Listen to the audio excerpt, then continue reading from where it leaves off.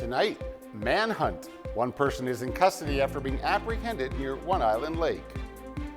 Confirmed cases. Measles found in 101 and blackmail allegations. The MLA for Peace River North denies accusations.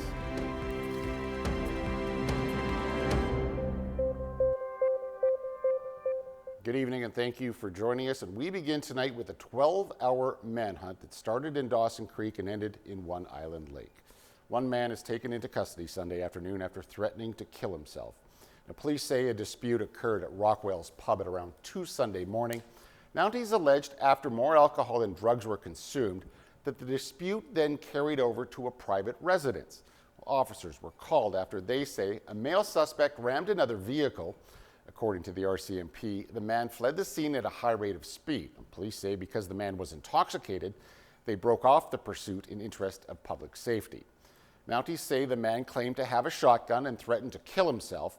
His vehicle was found abandoned in a ditch near Highway 52 near One Island Lake. The emergency response team from Prince George was called.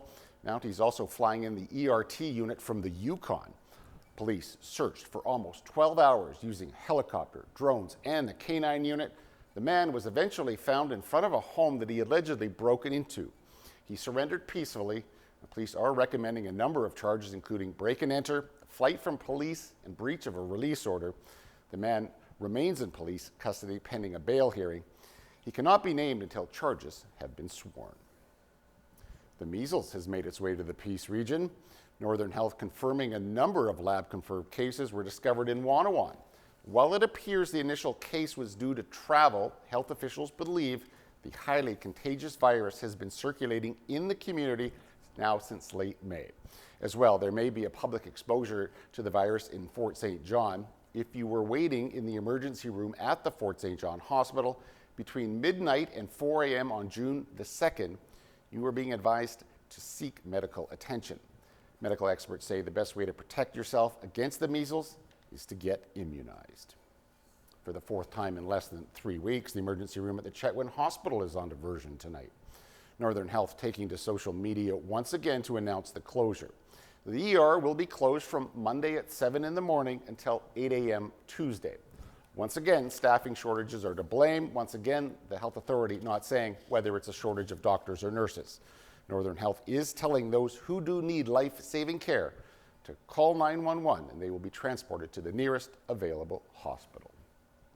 WorkSafe BC issuing a steep fine to a construction company working in Fort St. John. Ruskin's Construction Limited was fined just over $81,000 for repeat and high-risk violations. Now, 3 workers were observed using jackhammers to dismantle a bridge. WorkSafe saying there were no controls in place to protect the workers from inhaling dangerous dust. The company is also said to have failed to train workers properly to ensure their health and safety. Well, a weekend of rain has stabilized the Cascadnot River wildfire. That, according to the BC Wildfire Service, a low-pressure system bringing with it just under 25 millimeters of rain over 2 days, and that has helped reduce fire activity significantly. The fire is now measured at more than 266 square kilometers in size, but the Wildfire Service is cautioning drought conditions still persist. Flames are no longer visible on the surface of the fire, but the blaze is still burning underground, and they say several days of hot, dry weather could allow the fire to become active on the surface once again. Multiple evacuation orders and alerts are still in effect. And the rain this weekend also helping the Pocket Knife Creek wildfire near Buckinghorse River. All evacuation orders and alerts have been canceled. The fire continues to burn out of control. It has grown to 151,000 hectares in size. Now, the BC Wildfire Service still has an area restriction in place. The Alaska Highway has also reopened to traffic. The fire is one of 3 wildfire of note in British Columbia. And while all the rain was welcome news this weekend for firefighters, a flood warning has been issued for the Beaton River. The BC River Forecast Center warning the public to stay clear of the river. The warning was issued for an area northwest of Fort St. John. The province saying fast-flowing bodies of water are a risk to life and safety. They add a flood warning is issued when river levels have exceeded or will exceed the riverbank soon. BC's opposition leader is accusing former Conservative MLAs of blackmail. John Rustad says members and staff of the BC Conservative Party are being blackmailed in a bid to take over and divide the official opposition. Rustad is accusing MLAs who were booted from the party of threatening to release materials including secret phone recordings and text messages. The BC Conservative leader says they're still deciding whether or not to contact the RCMP. Rustad doesn't name the former Conservatives, but Dallas Brody, who was ejected from caucus in January, says these are wild lies, baseless, false, and defamatory. One BC member, Tara Armstrong, says she won't comment beyond the statement that Brody issued, while former Conservative Jordan Keeley says he's had no involvement in the alleged blackmail. Family doctors, specialists, and surgeons are increasingly using artificial intelligence tools in their offices. BC's health authorities are also starting to incorporate various aspects in our hospitals, with Fraser Valley proudly at the forefront. So why won't they discuss where the millions in tax dollars are going? Here's CTV's Penny Daflos. BC's healthcare system is steadily adding artificial intelligence for doctors and nurses to use like scalpels or any other tool. Hospitals are starting to use AI more and more in various departments. And the benefits and time saved on paperwork and early detection are multiple. The sooner you catch cancer, the less involved the treatment is, the better the outcomes generally. So, and that comes at a much reduced cost for the healthcare system. But AI doesn't necessarily equal money well spent, especially when it comes to limited taxpayer dollars.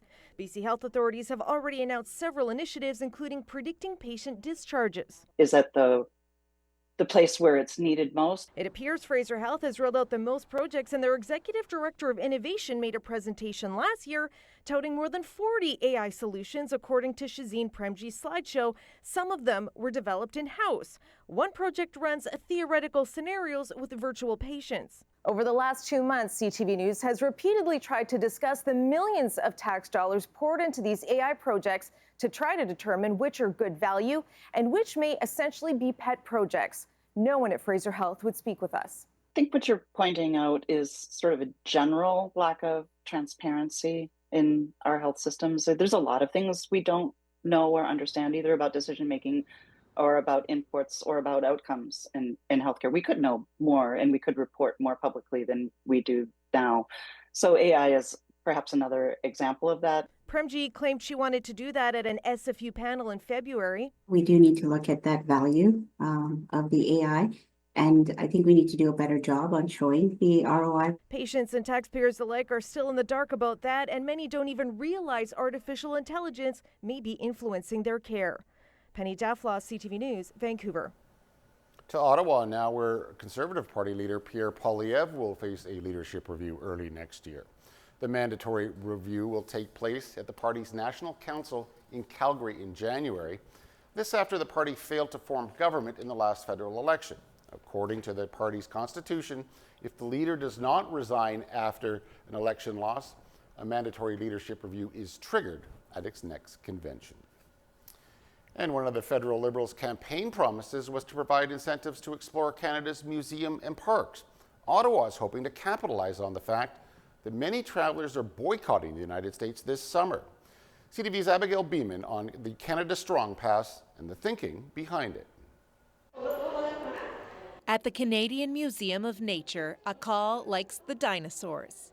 They look realistic. His mom likes getting her kids engaged away from screens. She also loves the idea of free admission all summer through the Canada Strong Pass against the backdrop of a trade war with the United States. Plenty of trip to the East Coast as well, so I'm glad about this pass. I don't have to pay for my kids' museum entries, but no, absolutely, it's impacted us and we want to keep our money here. We've seen Canadians across this great country come together in an incredible show of unity and pride.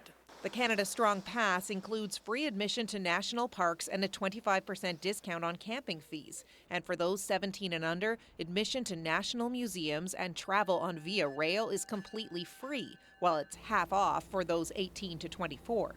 The pass was a Liberal campaign promise when a focus on vacations within our borders was already at the forefront, and that hasn't changed. Last month, the number of Canadians who returned from the U.S. by car was down nearly 40% from May the year before. By air, return trips from the U.S. were down 24%. Interestingly, there was a nearly 10% increase for Canadians returning from overseas. We've just opened our new exhibition. The Museum of Nature hopes the pass will encourage even more tourists from other provinces. People don't realize this is Canada's National Natural Heritage and History Museum.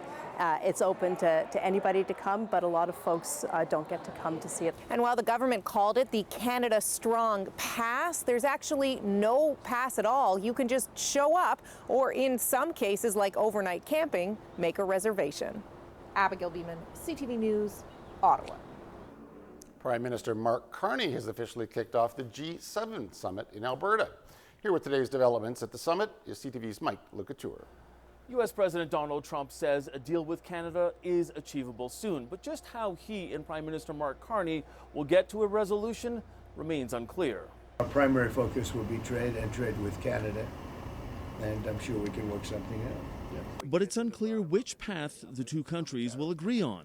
I've always been a tariff. It's simple, it's easy, it's precise, and it just goes very quickly. And I think Mark has a more complex idea, but also very good. The meeting lasted for more than an hour and focused on trade negotiations and advancing the security relationship between the two countries. The important thing is that we collectively think we're making progress and coming to a deal that would be in the economic interest of both countries, but we're not there yet, and that's why we reconvened after the meeting with the President and the Prime Minister, and we agreed to reconvene before the end of this week again. While those bilateral negotiations continue, Prime Minister Mark Carney kicked off the G7 meeting, calling for unity at a time when he says the world is more divided and dangerous. We're gathering at one of those turning points in history.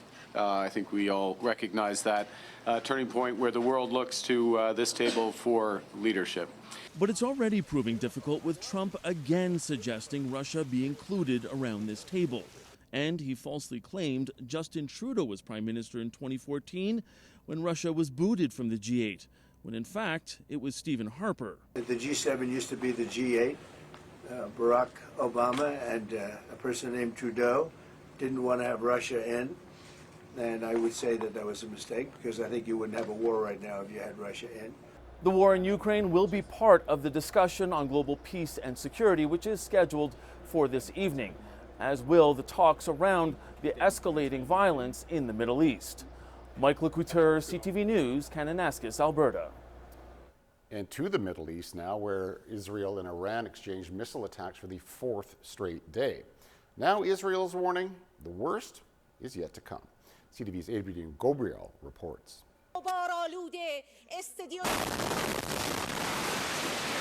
News anchor Sahar Ramami is sent running as debris falls and smoke fills the set.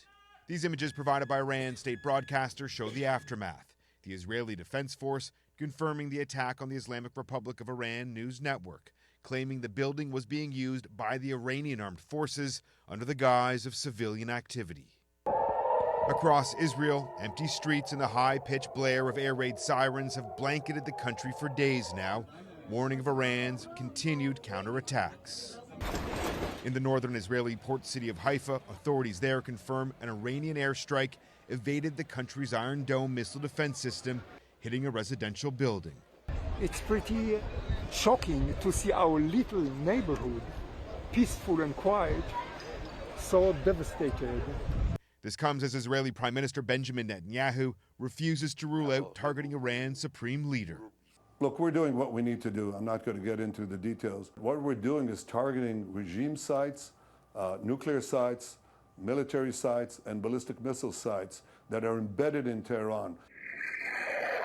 Israel says 24 people have been killed and more than 500 injured by Iran's missiles and drones.